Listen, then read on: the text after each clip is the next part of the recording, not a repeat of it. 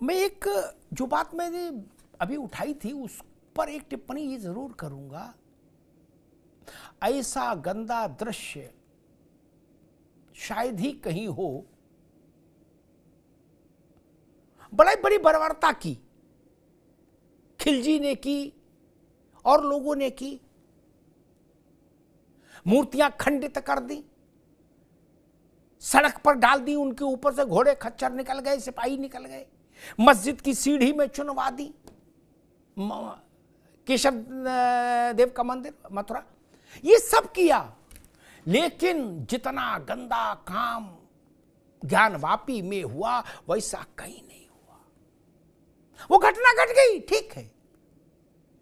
ये औरंगजेब के समय से आज तक अगर ये बात पुष्ट हो गई, मैं बहुत अदब से कह रहा हूं, अगर ये बात साबित हो गई कि ये शिवलिंग है, आज नहीं तो कल, कल नहीं तो 50 साल बाद इसका निर्धारण होगा, कोई माई का लाल रोक नहीं सकता।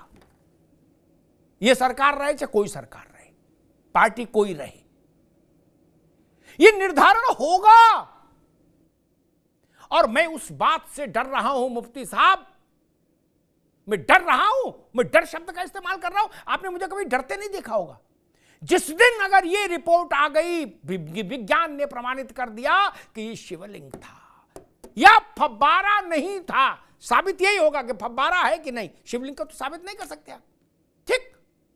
अगर ये फव्वारा नहीं निकला, और फव्वारा है तो साबित हो जाएगा है फव्वारा है, और अगर ये फव्वारा नहीं निकला मौलाना साहब, मुफ्ती साहब, मौलाना साहब, तो जलजला आ जाएगा, जलजला। दुनिया में कोई ऐसी नजीर नहीं, हिंदुस्तान में कोई ऐसी नजीर नहीं, न अयोध्या में, न सोमनाथ में, न कहीं। ये जितने मंदिर अवधेश बता रहे वहां भी नहीं, जहां 400 साल तक, 370 साल तक कुल्ला किया जाए, थूका जाए, दांत मांगे जाए। आपने मस्जिद बना ली, बात समझ में आती है। सत्ता का नशा था, ताकत का गुरूर था, ठीक है, आप आक्रांता थे। लेकिन तब गंगा, जमुना, भाईचारा, रूह अफ़ज़ा, शरबत, गुलाब, ये सब चीजें फेल हो जाएंगी, मैं बता रहा हूं। वो दृश्य इतिहास की आंखों में कैसे दर्ज होगा मौलाना मुफ्ती साहब, मैं समझ नहीं पा रहा, मैं समझ नहीं पा रहा। मेरा दिल डर रहा है, मेरा मन कांप रहा है, और मैं महादेव से प्रार्थना कर रहा हूं कि भोले इस स्थिति से देश को बचाना। आप सोच सकते हैं 140 करोड़ पर 30 करोड़ लोगों के मन में क्या गुजरेगी, विश्व भर के में जो हिंदू आबादी है उसके मन पे क्या गुजरेगी।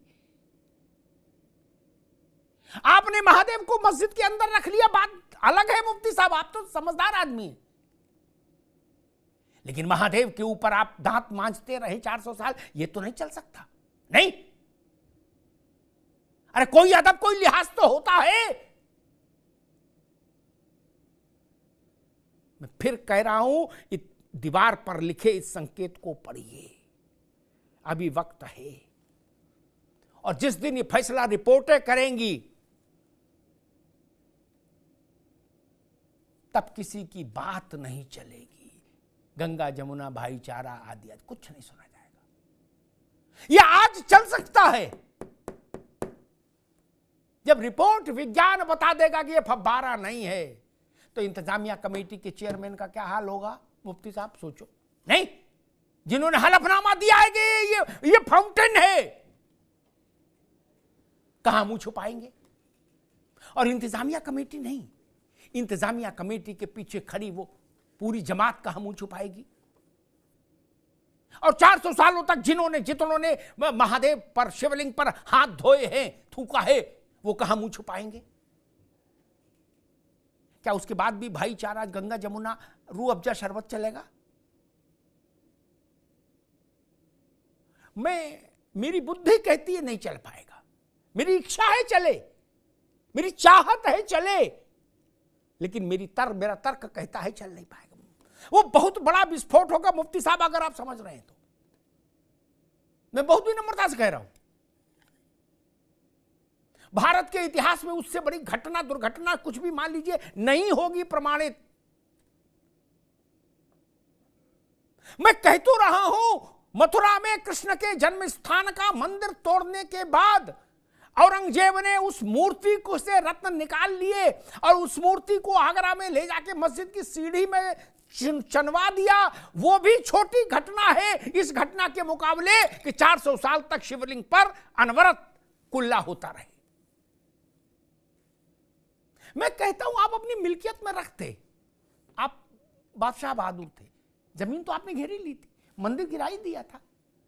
उस थोड़े से इलाके को अगर छोड़ देते मुफ्ती साहब, वह कुछ नहीं करते तो कोई तकलीफ थी? वजूखाना दूसरी जगह नहीं बन सकता था? इस बात का जवाब मुझे किसी ने नहीं दिया।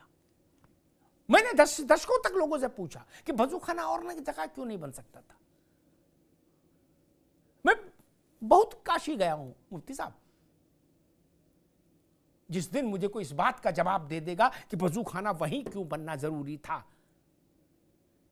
उसी दिन मैं उसको मान लूंगा। उससे पहले तो ये फर्जी बातें। वह क्यों बना वजूखाना?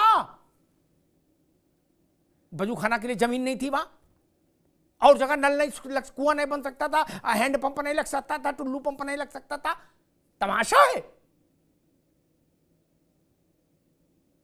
ये तरीका खराब है।